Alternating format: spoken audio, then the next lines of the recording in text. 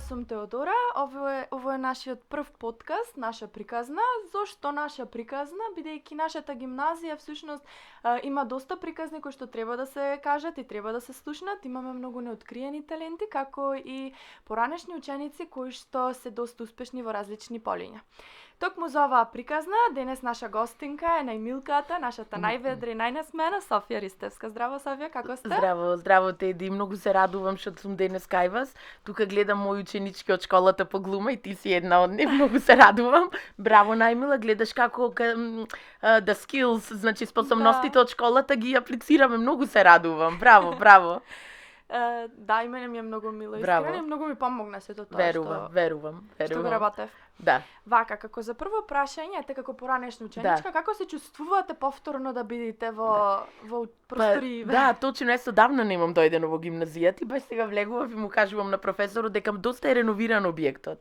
И тоа многу ме радува. Мислам, многу убави години пројдовме тука. Јас бев општи смер, прва 5, втора 5 во 5-тиот клас, да. Професорката Анушка ни беше класна, која исто така предаваше литература. И беа прекрасни денови. Мислам, навистина многу се дружевме. Ние бевме основно женски клас.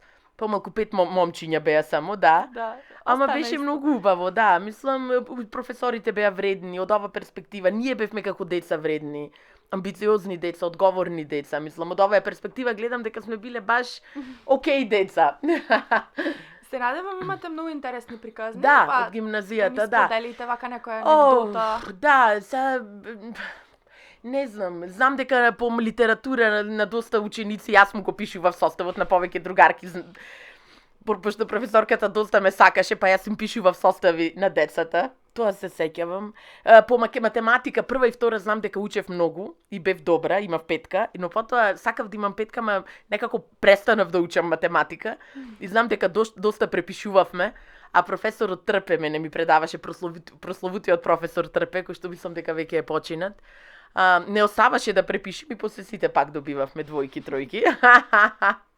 Не знам, беше интересно. Професорот Иле по историја ми предаваше, од секогаш беше прекрасен професор. Мислам, гениален и прекрасен професор, да. Не знам, професорката Совче ми предаваше по англиски, таа е пензионерка веќе. Јас завршив 98 година, од 94 до 98, значи са 25 години баш ке славиме, се организираме во моментот.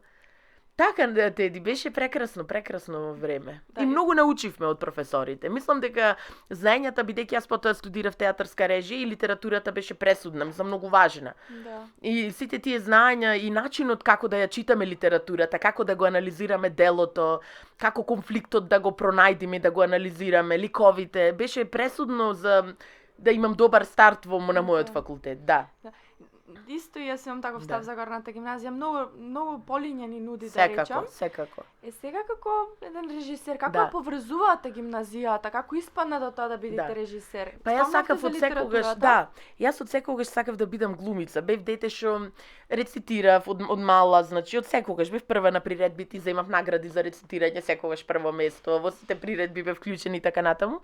Но потоа некако решив да студирам режија. Сега режијата е едно многу специфично поле, затоа што тоа е како на пример да сакаш да учиш да бидеш кореограф, а без да дипломираш танц. Да. И јас почнав да учам режија и дипломирав режија, но во последната година мојот факултет во Софија, бидејќи јас во Софија, Бугарија дипломирав, нудеше да земам специјализација на актерска игра.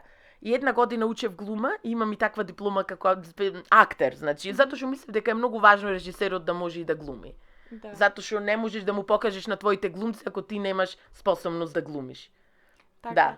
И така, мислам, гимназијата, пак ќе речам, не знам, јас доаѓам од медицинско семејство и мајка ми, татко ми, сестри ми се доктори, психијатри. И беше многу, мислам, тие беа, родителите мои до ден денес се, ама и тогаш беа доста отворени луѓе, ми оставија да си одберам и фала Богу за кое што. Затоа што и не ме притиснаја да одам во нивната дисциплина.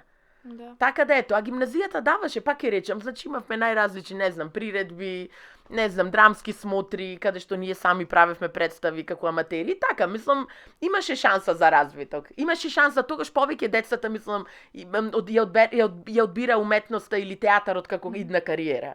Денес гледам дека многу помалку. Денес, не знам, од 1000 деца дали едно дете ќе пројави интерес за да се занимава со уметност, како чиста уметност, да. Да, јас, например, Да. или моите другарки, сите така натаму, многу сме заинтересирани за представи, посетуваме Така, представи често така. и одиме и така Да. натаму и така натаму.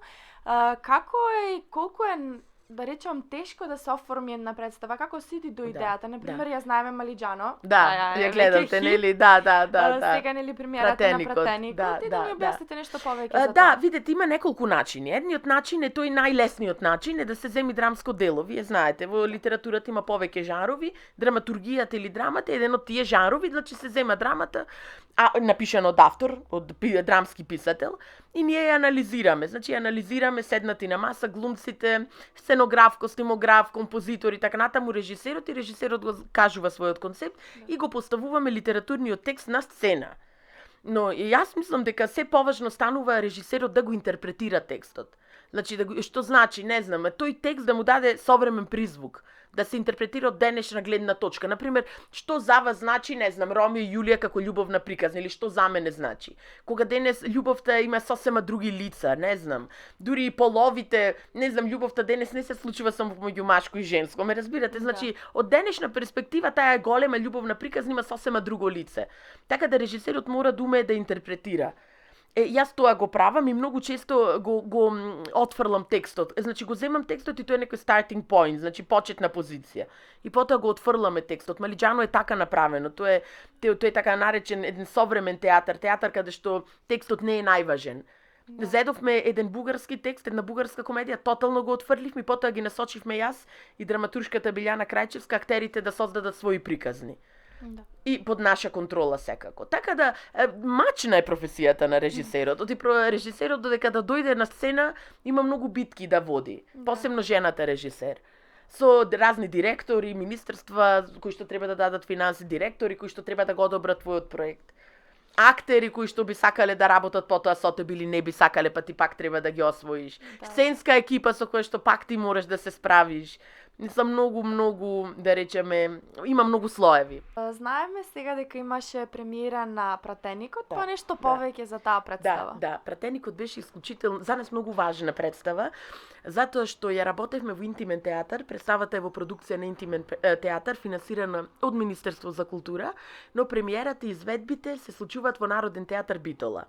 Во представата учествуваат двајца актери и еден танчер. Катерина Дранговска-Аневска актерка, Валентин Дамчевски, кој што е целосно производ на Интимен театар, затоа што Валентин прво заврши економски факултет, беше ученик во економското училиште, па економски факултет на Славјански, потоа доаѓаше цело време во Интимен театар, значи кај нас го соврши занаетот на актерот, така да кажам, и во моментов е студент на актерска игра, но работи во Интимен театар активно. Домашен. И Борче, домашен, да.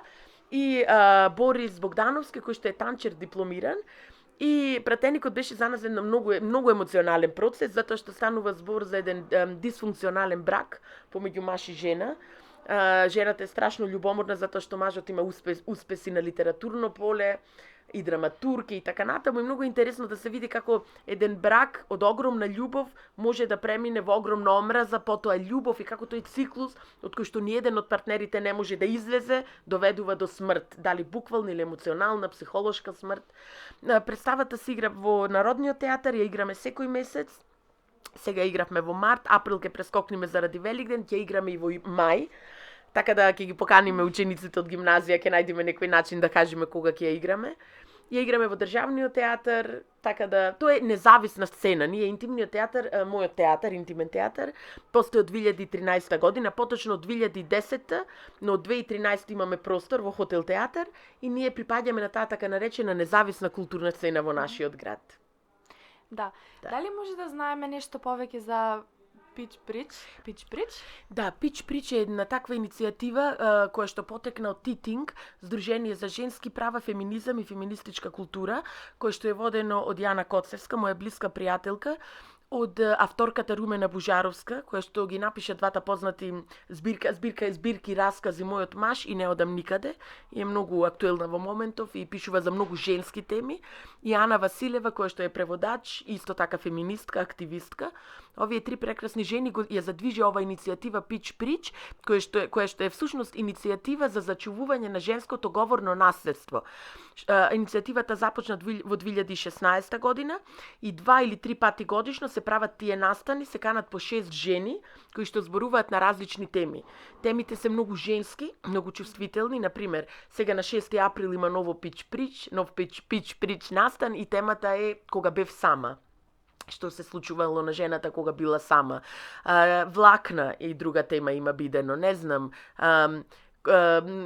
љубовни писма, љубовници, најразлични теми на кои што жените можат да зборуваат и да обрнат внимание на тоа колку сме ние ранливи во општеството, колку ова општество се уште не е полово, родово освестено и колку ние не сме еднакви се уште со мажите и колку сме ранливи, колку ова општество не е будно за потребите на жената и колку жената е изложена на опасности на секаде околу нас. Значи, ова иницијатива се труди да зборува за ситуацијата на жената во овој момент во оваа држава. Така да Пич Прич беше за мене многу интересно, јас настапив 2 пати, море 3 пати. 2017 во Битола, Пич Прич многу често и шета од град во град. 2017 во Битола, 2019 на гала вечерта во Кино Милениум во Скопје и сега 2022 во мај во филхармонијата во Скопје, во Македонска филхармонија. Тоа исто беше една прекрасна гала вечер, повторно настапив и од тука се појави и тие некои мои засега ретки, но се надевам видни на многу почести стендап настапи. Да, се обидувам да се пројавувам и како стендап артист, но моите настапи се пак ќе кажам со феминистичка нагласа. Да. Значи зборувам за секојдневието на жената, за предизвиците со кои што ние се среќаваме како мајки, како жени со кариера и зборувам од личните искуства на тие мои стендап настапи, така да не го крирам материјалот како прво седнувам па го крирам на хартија, него навистина зборувам за мојот живот и засега каде и да сум настапила, публиката позитивно реагира. Да, точно многу е поинтересно да слушаме лични искуства, него ли нешто. Да. Така, Да. како за крај уште да прашам, се работи представа во Охрид? Да. Нешто да ни откриете? Секако. Јас оваа година добив финансија од Министерство за култура да направам представа во Охридски театар, кој што постои веќе 12 години, како професионален театар. Од секогаш таму имало иницијатива да има театар, но веќе 12 години таа куќа е финансирана од Министерство за култура и е професионална куќа. Таму правиме една комедија од Добри Војников, бугарски автор, Неразбраната или Несватената цивилизација, каде што пиесата е пишувана во 19 век, средината на 19 век, но ние најдовме многу заеднички точки со денешното време, денешниот начин на живот и се поставува прашањето колку ние треба да се загубиме или моделираме себе си како идентитет и како, не знам, како начин на живот, за да бидеме дел од Европа. И како таа голема глобализација влијае на нашето живење. Така да, жанрот, комедијата како жанр, според мене жанр на иднината, може би дури и иронијата, и сарказмот, самоиронијата, затоа што комедијата преку тој момент на смешно може да даде големи критики како на општеството, така и на политиката во една држава, така и на се она што сакаме да се промени во една држава. Комедијата многу често може многу силно да критикува, точно преку смеја. Така да јас многу се радувам, таму работам со Горан Стојановски, кој што е познат преку неговите 2 телевизиски лика Джемо Билби и инспекторот Томе во Преспав. Значи Горан е селебрити во моментов и исклучителен актер, со него долго работам со Никола Тодоровски, стендап комичар исто така. Мислам дека во Битола доста настапува, може и да го познавате, веќе исто сите го познаваат, Стрезо Стаматовски, Павел Маслов и уште 2 колеги, 6 актери кои што се само мажи. Така да работиме само со машка екипа и женските актери, роли ќе бидат исто така исполнувани од мажи, што дава еден дополнителен и комичен елемент во целото и критички елемент. Така. Да. И премиерата ја очекуваме пред Великден. Да, вака. Сега сакаме да дознаеме повеќе како тоа интимен театар воопшто настана. Така. И како хотелчето воопшто или пак школата влијае врз бизнисот кој што вашето семејство веќе го има? Така, супер прашање, Теди, да. Значи, јас, пак ќе кажам, доаѓам од медицинско семејство и моите родители веќе имаат неколку ординации во областа на медицината и општа пракса, стоматологија и психијатриска ординација. И кога јас дипломирав, немавме веднаш вработување. Значи, јас се вработив сега пред не знам колку години, 6 години во Битолски народен театар, па во Велешки театар, па направив трансфер во Битолски. И целото тоа време бевме артисти на слободна пракса, јас и многу други мои колеги, и актери, и драматурзи и така натаму. И решивме дека прво ќе направиме една неформална група. Во 2010 направивме неформална група, интимен театар, затоа што зборувавме за наши лични проблеми. Значи, интимното во човекот е многу важно, како лично, интимното како личното, не само како либидото и сексуалноста, ми како она што ние лично имаме да го кажеме. Прва представа беше Лили, која што ја игравме многу интересно во Скопје, во Джубокс. Тоа е еден ноќен клуб што ни го отвори просторот и ние таму ја игравме представата. Тоа почнавме да продуцираме и многу други представи. 2013 кога се направи хотелот, хотел театар, тоа е мало хотелче со 10 соби, бутик хотел. Значи подрумот го отстапија за ние да можеме таму да репетираме и да имаме проби, да создаваме продукти. Многу често играме во хотел театар, значи во нашиот простор, а од 2016 започнавме театарската школа Фабрика за мечти, јас и колешката Билјана Крајчевска драматург. Заедно и еве веќе школата постои колку 7 години скоро. Доста деца помина низ нашата школа и ние многу се радуваме затоа што цениме дека не ги повикуваме сите мајки и татковци да ги упишат своите деца за децата да бидат глумци, а напротив, за да можат да зборуваат јавно, да имаат самочувствие или да имаат самодоверба, да не се плашат од јавни настапи, да работат во група, да се создаде чувство за одговорност, затоа што театарот е колективна уметност и доколку едно дете не дојде на проба или на представа, сите деца нема да можат да глумат. Така да се создава тоа чувство на одговорност. И разбрав колку школата врши добра работа. Јас сум мајка на 2 мали девојчиња, 3 и 5 години. И големото чупенци имаја сега со короната, немаја во градинка приредби, но сега имаја прв пат после долго време приредба. И јас отидов да ја гледам. И сега дома вежбаме цело време погласно, мама, погласно, побиди храбра со стихотворбата, погласно. И кога Чупето рецитираше, јас разбрав дека колку всушност ние, како учителки по глума, јас и мојата колешка Билјана, сме правеле добра работа за родителите. Затоа што целото што јас го правев дома со моето дете, ние го правевме со децата и го правиме се уште. Да зборуваат гласно, да бидат отворени, да бидат артистични. Верувам дека тие квалитети, тие скилс, тие алатки што децата ги добиваат во нашата школа, понатаму можат да ги пренесат и во своите професии. Затоа што денес што и да сте, значи што и да сте, и обичен, не знам, што и да сте, не знам, обичен економист што има, не знам, сметководствено биро, мора да бидите храбри да се рекламирате и да говорите. Да, многу е важно, Теди, да. И сега многу ми е убаво кога те гледам тебе наспроти мене како водителка, вајда часовите по глума побудиле кај тебе интерес, нели? Да. Повеќе имам самодоверба. Така е. Не се плашам, знам како така, да се изразувам исто така. Работам на себе. Работиш на себе, Теди. Ете тоа е. Ти текнува кога беше малечки, кога ме рече наставнички, јас кога ќе станам малку се плашам, така? Јас реков, Теди, не се плаши, ќе работиме. Ете, гледаш? Не, мене уште тремата ми е тука, ама имаш алатки да ја сузбиваш, така најмила. Мислам да се бориш. Да, некогаш и не ми успева, ама сепак се работи на тоа цел живот. Така е, најмила, така е, види, да си свесен за проблемот, за ситуацијата е чекор напред, знаеш. Така да, цел живот работиме. И уште ова сакав, Теди, да кажам дека сега пред 1 година, неполна, моето семејство отвори приватен старски дом и веќе имаме во старскиот дом околу 30 и неколку корисници. И е многу интересно како уметноста, мојата професија придонесува за квалитетот на живот на тие луѓе во нашата, да речем, во нашиот објект, во нашиот старски дом. Многу често, all the time, константно, значи имаме часови по актерска игра, значи луѓето ако се возрастни, ако некој од нив не можат да стојат, значи глумиме, разговараме, имаме часови по танци, имаме часови по пеење, така да уметноста и она што ние го правиме не се случува само на театарската сцена, а и во нашата локална заедница може да се применува. Така да. Вака, што мислите колку жените имаат можности за развиток и развој во ово општество? Така. Видете, жените кај нас секако дека имаат шанса да се развиваат и да имаат кариери и така натаму, но ова општество што е judgmental, што би се рекло општество што осудува. Посебно женската популација. Ова општество ја осудува жената. И жената се уште е во таква позиција каде што мора да се брани и да се извлекува од патриархалните норми и правила на размислување на ова општество како целина. Така да, ако во некои професии, па дури во секојдневниот живот, ако мажот се бори, не знам, 100%, жената мора да се бори 500% за да успее.